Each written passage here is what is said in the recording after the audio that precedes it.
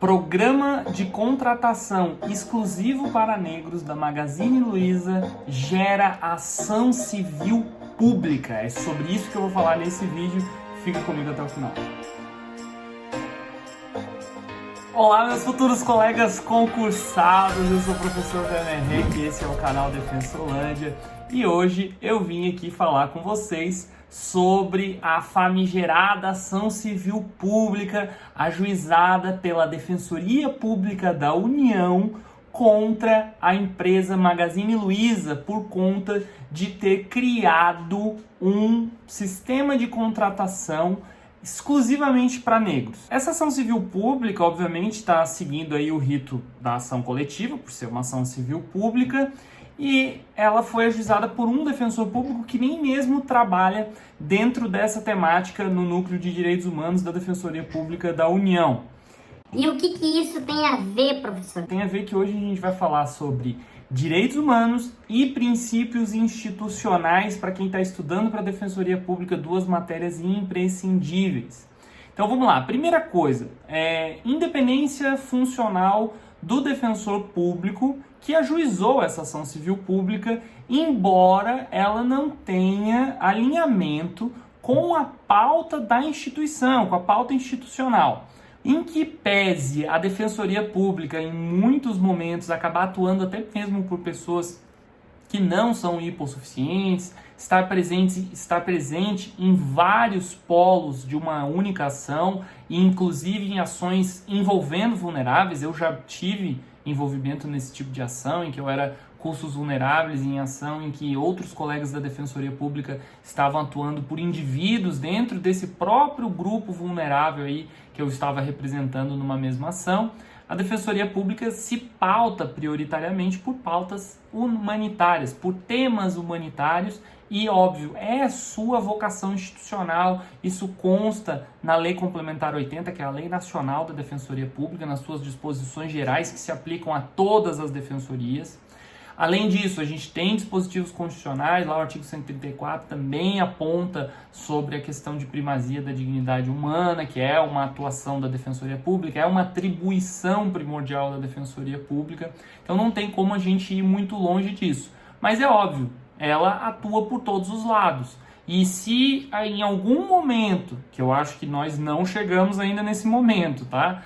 A gente tiver uma diferenciação de todas as outras raças, ao ponto em que a gente tenha os negros se sobrepondo em todos os aspectos, aí sim talvez seja o momento de colocar um fim a essas políticas afirmativas, mas nós não estamos nem um pouco perto disso. Vocês podem fazer o teste. Olhem os seus colegas de faculdade, olhem os seus colegas de profissão. Se vocês já são servidores públicos, olhem ao redor de vocês quem são essas pessoas que ocupam a maioria dos cargos públicos, que são os cargos bem remunerados. Se a gente olhar para grandes empresas, a gente também vai ver isso. Então, a gente já começa a ter uma noção de que o nosso panorama não está tão favorável assim. E além disso, a gente já teve indícios. E além disso, a gente já teve comprovações, e aí do ponto de vista do censo, de que a população negra não é uma minoria, ela é uma maioria. Então preste atenção que eu estou falando aqui sempre sobre grupo vulnerável. Embora ele seja uma maioria, continua sendo um grupo vulnerável. A gente deveria ter negros na maior parte de todos os cargos, em todas as profissões, em todo o nosso país. E não é isso que acontece. Vamos lá, pode ajuizar esse tipo de ação civil pública sim, tanto é que a Defensoria Pública da União soltou uma nota informando exatamente isso, que prima pela independência funcional, que o membro da Defensoria Pública pode ajuizar ações mesmo quando ela está desalinhada aí com a função institucional, com a vontade institucional, melhor dizendo, porque a função institucional ele está cumprindo, se utilizando de instrumentos próprios da carreira e tudo mais.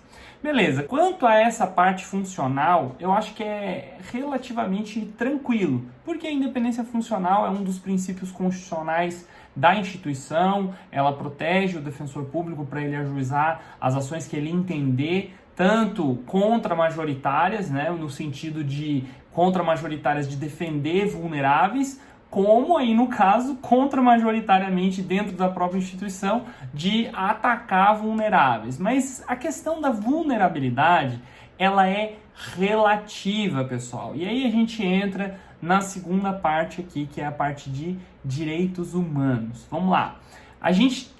O Brasil tem, na verdade, uma convenção que foi internalizada, a Convenção Internacional sobre a eliminação de todas as formas de discriminação racial. Essa convenção, ela cria também o comitê exatamente sobre essa temática junto à Organização das Nações Unidas, e o Brasil ratificou ela, ou seja, levou o instrumento à Organização das Nações Unidas em 68, somente publicou no Diário Oficial em 1969, ou seja, quase um ano depois que o Brasil publica no Diário Oficial, então, essa convenção especificamente, e dando vigência para ela internamente.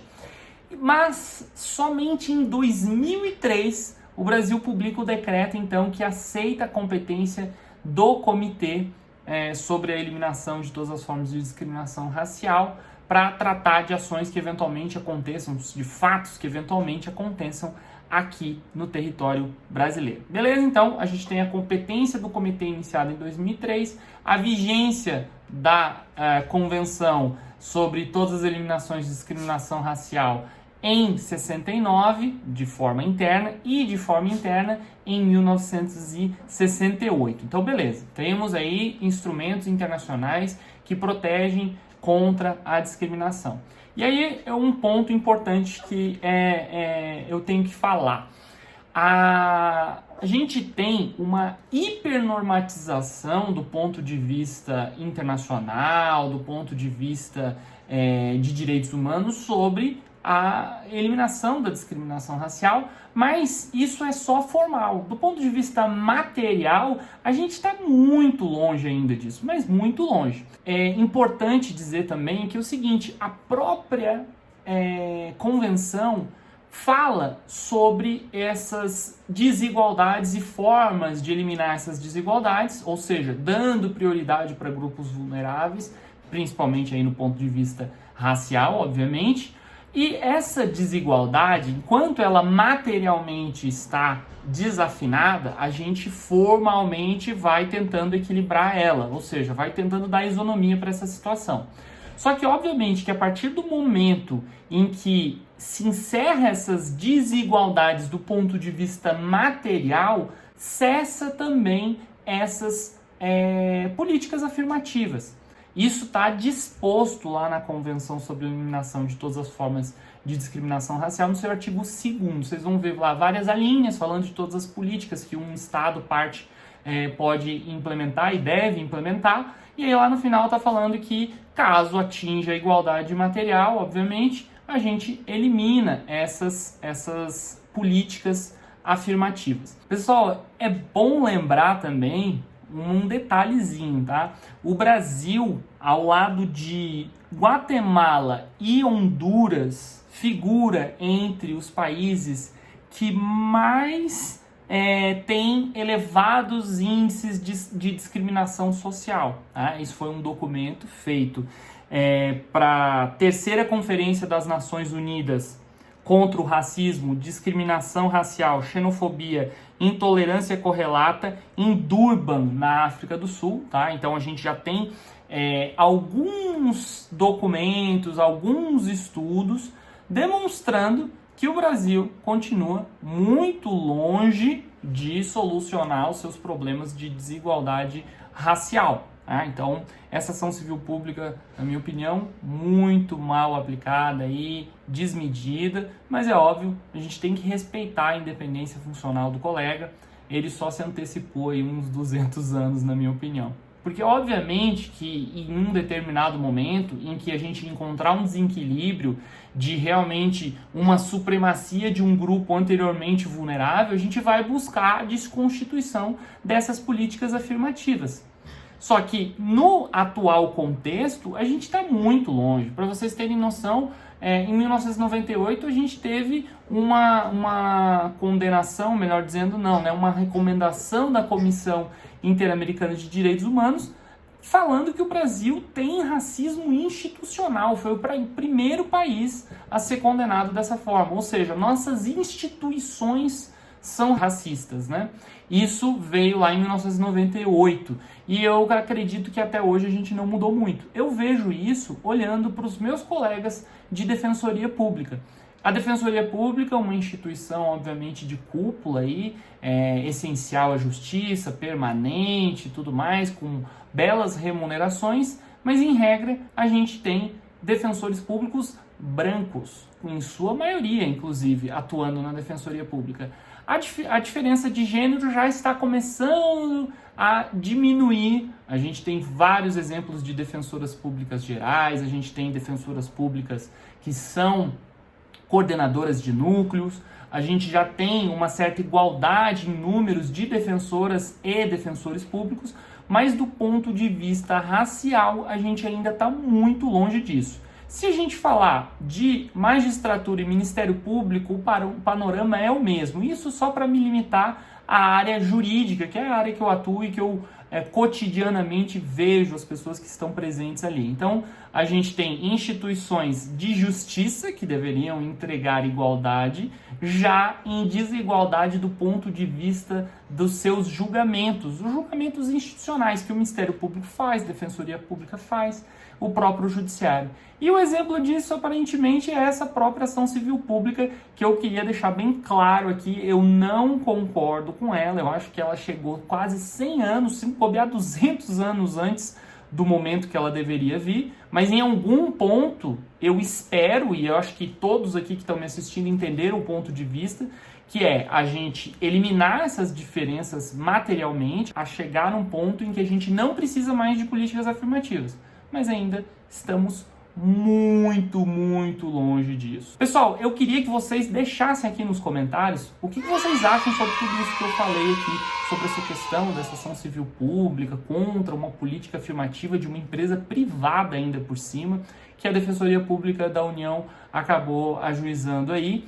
É bom lembrar que a própria Associação Nacional dos Defensores Públicos também fez uma nota sobre isso, falando exatamente que, embora tenha essa questão da independência funcional, a gente ainda está longe de pleitear esse tipo de encerramento dessas políticas afirmativas, tá? Então, comentem aí, eu queria saber o que vocês pensam sobre esse tema especificamente, vamos bater um papo. Além disso, óbvio, se você ainda não é inscrito, se inscreva no canal, ative as notificações para você não perder nada do que eu posto aqui no canal Defensolândia, que vai te deixar mais perto da sua vaga de defensor público, da sua vaga na Defensoria Pública. E óbvio, se você gostou desse vídeo, ou se não gostou também, deixa aí um dislike se você não gostou e deixa um joinha, um like se você gostou também, para eu saber que esse conteúdo está fazendo a diferença para você, beleza? Então, a gente se vê na próxima e bora assombrar o examinador.